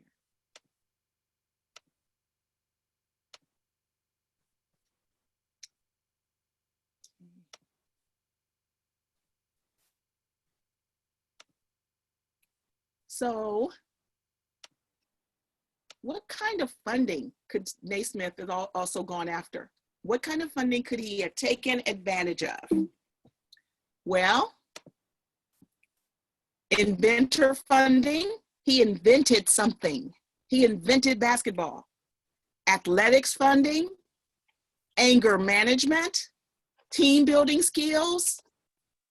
So now, as we recover from COVID-19, what will be some of the issues that will be high priorities that some of you could be focusing on? Business coaching, unemployment, stress, substance abuse and prevention, domestic violence and prevention, eating disorders. Because you guys, you best believe that some people are going to be going through all of this. PTSD, stress relief for medical professionals and first responders, grief support for those that have lost loved ones, and so much more. So what can you do about any of the aforementioned? Are you prepared? So you guys, I'm at the close of this. I want to remind you, please go to my website, connect@philanthropyalliance.org, and go to my tab that says sign me up if you're not already receiving the grant information that we send out and the tips that we send out, okay? So now I'm prepared to take any more of your questions, comments, etc. So, Sherita, this is Carol again. I do receive your emails from philanthropy, but a lot of them when I open them, maybe like you said, I have my blinders on. It doesn't seem like all the ones that I've opened up doesn't seem like it would fit for my nonprofit. What do you do? I'm the one with the Funeral Foundation, where Carol, I. you recently received the Rockefeller grant that we sent out last week, right? Mm-hmm. Well, I It haven't said seen that one. Yeah, we sent it out last week, and it said what? One of its categories, helping families. You've got to learn to understand that you fit in a lot of them. You're probably just looking for a specific wording. Mm-hmm. Yeah, in Every my mind, I grant keep under thinking about keywords, you know. But are you impacting families? Yes. Yes, you are. Yes, you are. Another one of the clients, years ago, we developed an organization, and he called it Sunset to Sunrise. And what was it for? It was helping grieving families, but for veterans. He was wanting to go after tickets and called it Sunset Flight. And he wanted to cover tickets for families to go to funerals that have the loved ones that had lost someone that was had been in the armed services. So yes, and so that's why I know there's funding, because that was a client that I worked with. God, I haven't talked to him for a while. I don't know what he's doing, but there's funding for you, my dear. Okay. So what is the scale of funding? So for the nonprofit that we run, it's a faith-based ministry for women in addiction. And I understand that we touch, like, I think one of the a great grant for us would be, to do something virtual online and expand our courses to people that aren't able to come into the program as a live-in resident, but to be able to give them the truth to the degree that we have here elsewhere. But is there a limitation for state level funding? Is there some kind of limitation for that? No, that's why I was showing you just on that one funder how vast, how broad their funding is. See, there's no limit to the amount of funding you can receive. It's just what is your capacity to handle it. And so that's why they're asking, who are you? How long have you been doing what you do? How many people are you planning to serve? And they're basing it off of that so that they know the request that you're making doesn't make sense. And that's why it's important to understand sequencing and project development and how you're being viewed based off of what you're writing. And that's why you guys see, the largest one single grant that I helped to secure was 14 million. But I've also helped secure grants for 10,000 and 50,000 and 130,000. It depends on what you're doing and how many people you're planning on serving, or, but there's no limit to the amount of funding you can receive. You can even receive multiple grants. Like, let's say that you want to submit, you're just submitting until one hits, right? You don't want to submit a grant and wait. You submit until you get your funding. And the good thing is, once you've developed a really great proposal, now you won't just submit that exact one at that format to everyone. You want to follow the guidelines. So what you would do is you have your great proposal, and then you pull out the pieces and fill in the application the way the grant funder is asking. Okay. One of the other problems that I ran into in trying to apply for grants is I realized that on your screen a while ago there you had showed the grant for Lowe's.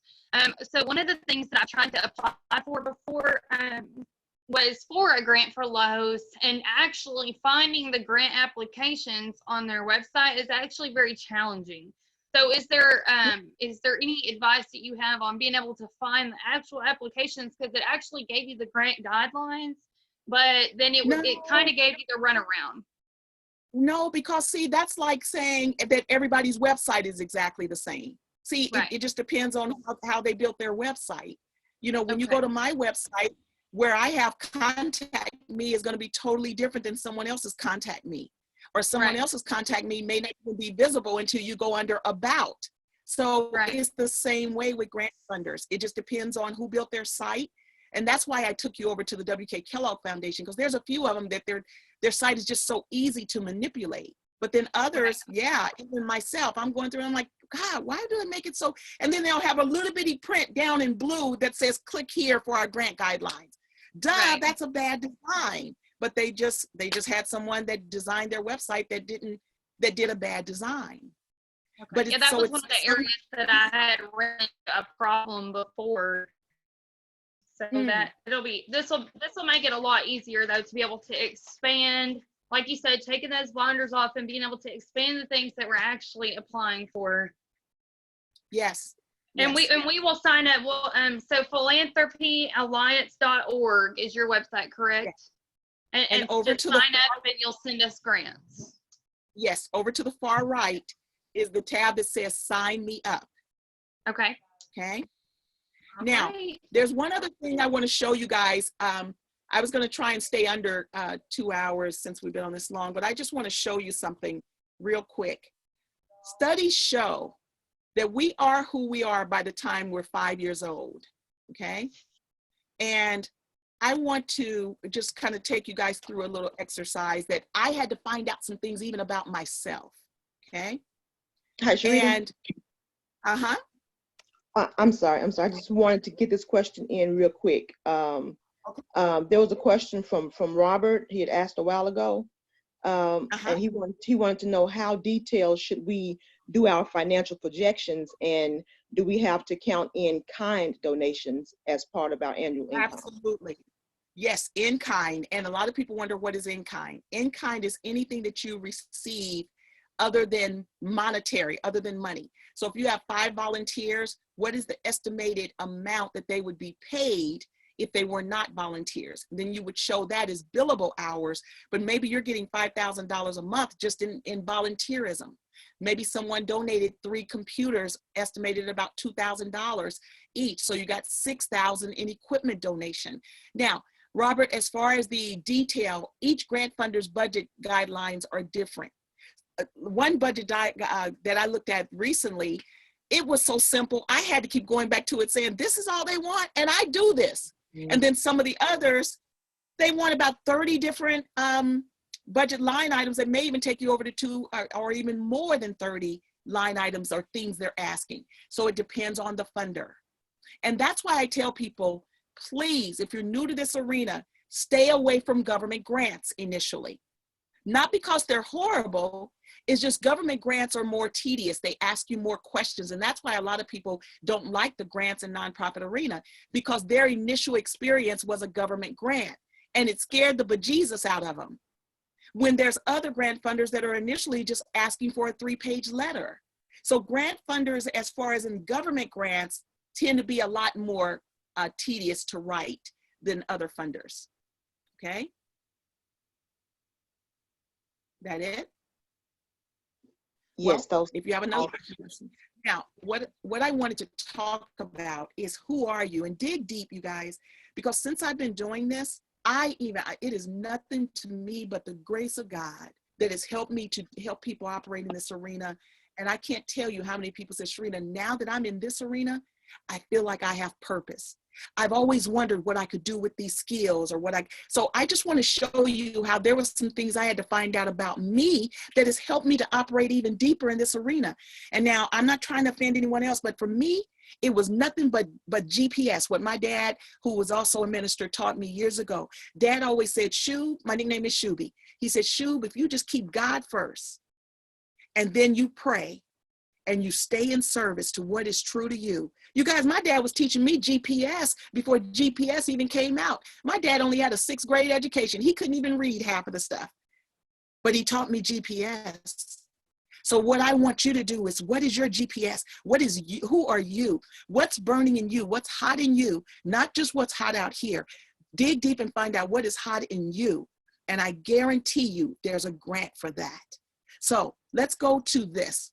Does birth order matter? And I had to even start digging deep about, why do I keep having the same pattern? How come I can't raise any money? Or why come I can't keep any money? You know, I had to learn some stuff about myself, because who we are who we are. And until you learn you and learn how to deal with your good and your bad and your ugly, you're going to continue to have issues. So let me tell you the story about Sherita, okay? First, does birth order matter? Who are you really, okay? Are you close to parents? Do you have self-control, a leader, mature, dependable, demanding, unforgiving, private, or sensitive? And this isn't my material, you guys. I forget where I got this training about, but are you a natural leader in the second column, high achiever, organized, on time, know-it-all, bossy, responsible, adult pleaser, obeys the rules? Or is it your personality to be flexible, easygoing, social, peacemaker, independent, sensitive, may feel like life is unfair sometimes? Are you a strong negotiator? Are you generous? Or are you a risk taker, outgoing, creative, self-centered sometimes, financially irresponsible, competitive, bored easily, likes to be pampered, have a sense of humor? Which one of these are you? Now, I know that some of these, as you read them, you start saying it's me. And then if you get to something you feel is a little negative, you're like, oh, wait, that ain't me. But we got to get to know ourselves and be honest with you. You've got to love you even when you're in your own silence, like a lot of times we are right now in this lockdown. Well, look at this. These are the natural characteristics that fall, whether you are an only child, firstborn, middle child, the baby. Now understand that life switches because, see, I was the baby up until I was almost 13. Then we adopted my baby sister. She was only 6 months. I was going on 13. When my older brothers and sisters left town, that left me as the oldest. So then I took on some of these characteristics the firstborn, I took on some of these characteristics, thank God, because see, studies show that most entrepreneurs or managers are firstborn because they're used to bossing people, they're used to supervising, they're used to, all of that. But sometimes in life, things will happen and you will take on different characteristics. The same way me as the baby, I took on some of the characteristics of being firstborn. So the baby of the family may get the most attention. Oh, let me go back to this. Financially irresponsible. You guys, that was me. And still I have to fight with that. But see, from the time I was a toddler, even when we would go into the store, and that's when penny candy, you could get 2-3 pieces of candy with penny candy, right?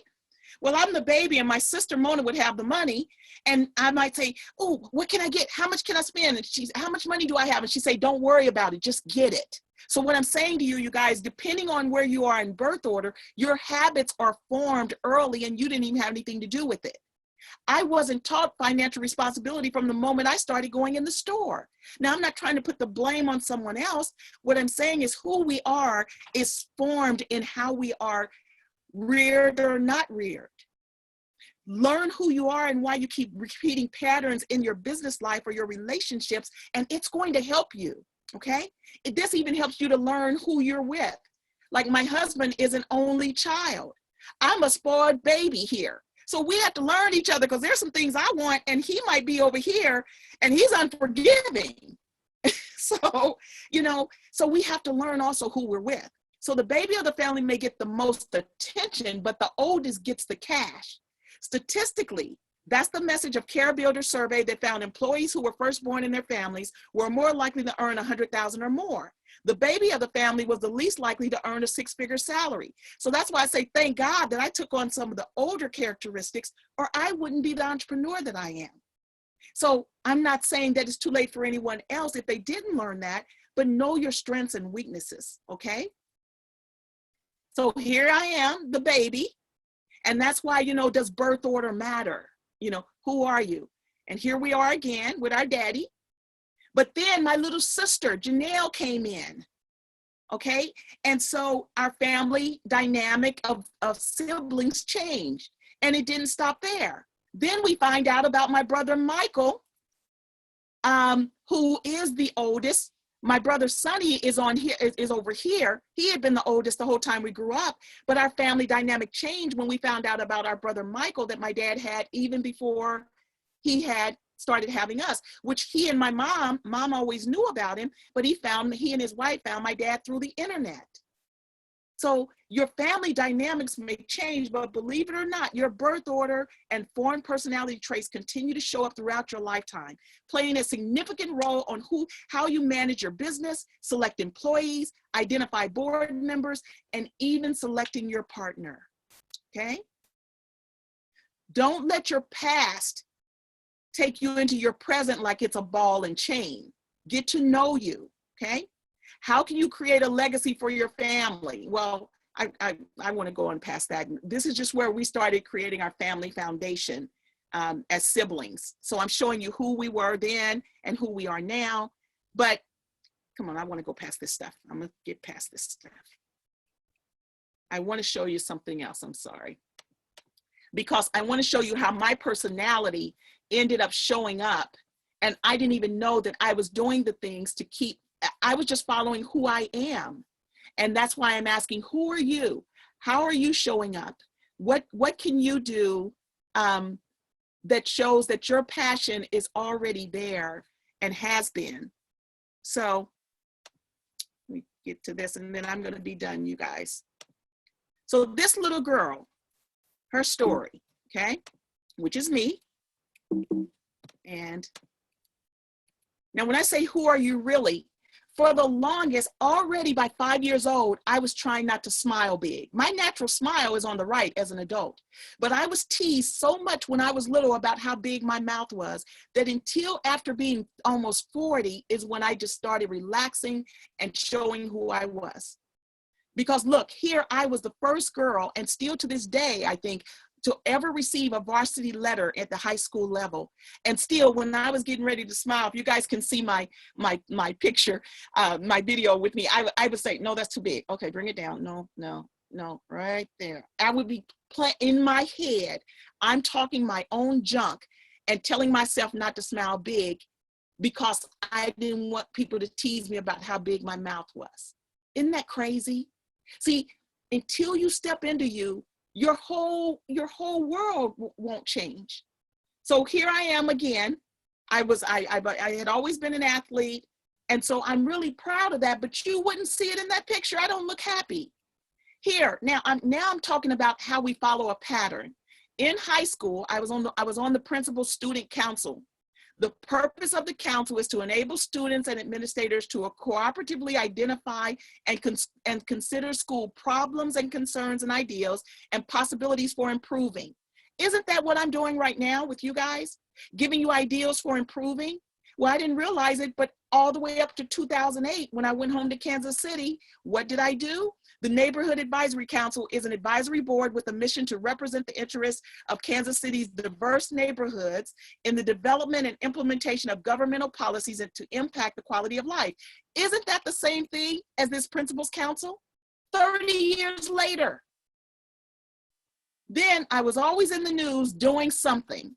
Well, when what happened with Katrina, I looked at what was going on, and my company developed the first and only national housing database through all the nonprofits that I was working with all over the country, and we provided housing for Hurricane Katrina victims. Dig deep on who you are and what you naturally always do, and you can turn it into a business. Again, back in high school, I was part of the Quill and Scroll. It was one of the most active in Kansas City, working on a project to make money for the end of the year banquet and other needed activities, helping to raise money. What do I do as an adult? Here I'm featured in a newspaper, 11 years teaching grant writing and helping businesses to raise money. Again, back in high school and junior high school. And as a freshman class, I was the treasurer. In my freshman class, in my sophomore class, I was the treasurer, and then I was junior class president. You guys, I wasn't even thinking about this when I ran for city council in Los Angeles in 2012. And look at this. I'm sitting the exact same way in 1977 and 2012 running for city council.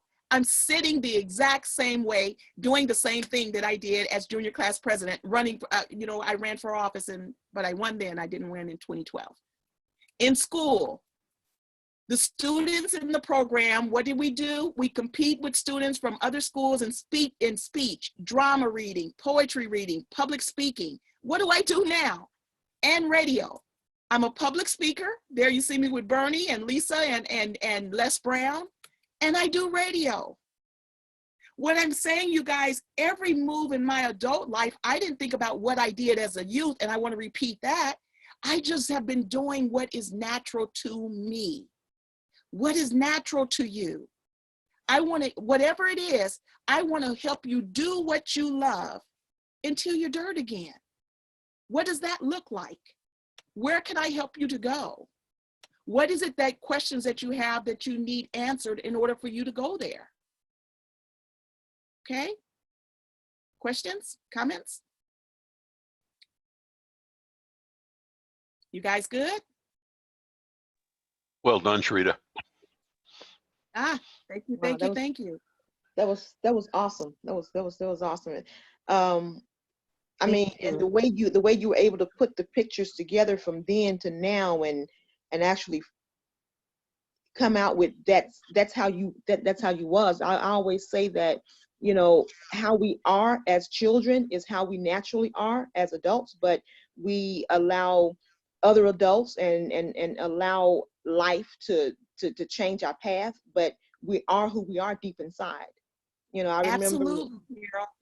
yeah, I remember Absolutely. as in the 12th grade, we had to write a paper, and I chose to write my paper on cremation.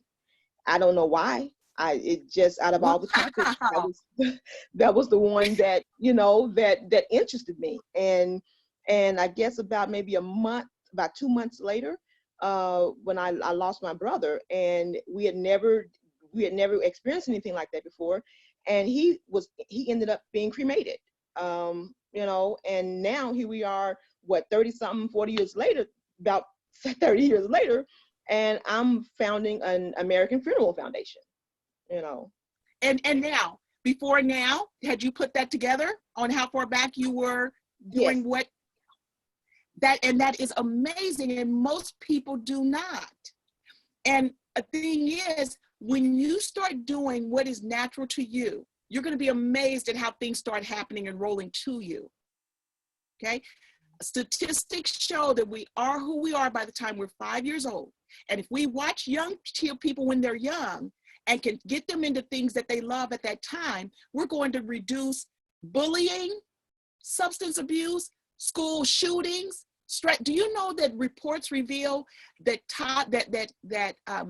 toddlers, when they enter kindergarten, the studies have shown that they enter kindergarten with the stress level of a 9th grader.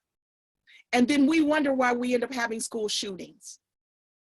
So the more that I can help you guys, even if you're going to work with youth, if I can help you to do what you do and reach those youth at a younger age, we're going to change the world, and none of us can do it alone. Okay? Any more questions, comments? You guys good? Has it been a good day? Great day, Sherita. Thank you so much for sharing and spending your time and expertise. Awesome. And good Thank to see you, so by the much, way. Bob. Yes, yes, yes. And I look forward to talking to you more. Yes, ma'am. There was a question, which is one of the questions I want to, I think by Robert again. He said, can we schedule a time for one-on-one? Well, Robert, you and you're part of my current class, so we're already having a one-on-one. Now, you guys, I can't do one-on-ones with everyone because, as you can see, that takes a lot of time. But by being on my email database, you'll know when I'm launching my new program. Because other than that, for me to be on like this, it's $150 an hour. Now, I'm going to work on reducing that price to start making things more affordable. I'm transitioning and going to be offering lesser, more cost-saving opportunities for individuals also. So we're working on that now, and by being on my email list, you'll know when that's launching. Okay. Anyone else? Hey, this is Well, again, you guys. this is Carla. I just want to say you are very inspiring. I just loved you. Thanks, Carla, so much. That's an honor to hear you say that. It really is. Thank you. Thank you, thank you, thank you. And you know what, you guys, we all are when we're operating in our passion. See, because a lot of times people don't see us in our actual passion. They might see us in a daily job that we do just because that's what pays us. But I've even noticed when I'm at dinner parties, if I sit and talk to someone and I say something like, well, what do you do? And I usually would go to the person I see sitting by themselves, because maybe they're watching everybody hug or whatever, or maybe they're just an introvert, but that's who I draw to. again, that's who I am. I want to help somebody, right? So I'll go over. And one time I was at a dinner party, and I went and I sat and was talking to this guy, and I had my drink and he had his drink, and I just sat down and I said, "Do you mind if I sit?" And he said, "No, not at all." So I sat there, and I didn't want to just jump on it the way Sherita would, and asking questions, to say there's a grant for that, right? So I'm just talking and I'm watching people, and I'm like, "So how do you know the guest?" And he says, "Oh, well, that's my sister-in-law," or whatever it was. And I said, "Oh, okay." And I said, "Well, she's been a client of mine, and I'm honored to be here. I've met some really interesting people." And I said, "Maybe even like yourself," So we start talking. I said, "So what do you do?" And I'm forgetting what he said, but I want to use the example of one guy that really touched me. And I want to show you how emotions can work because, he says something like, I'm a CPA and I'm a CPA and I make good money. I do bookkeeping and I do this and I do that and for small businesses. And his tone didn't change, nothing. It's almost like, that commercial, Bueller, the tone just stayed the same. And can you imagine just hearing that ongoing? So his tone didn't change anything. And I said, you know what? That's not it. He's not in his passion. And so then I say, well, what do you do? What if you had 3 days to do absolutely nothing but what you love?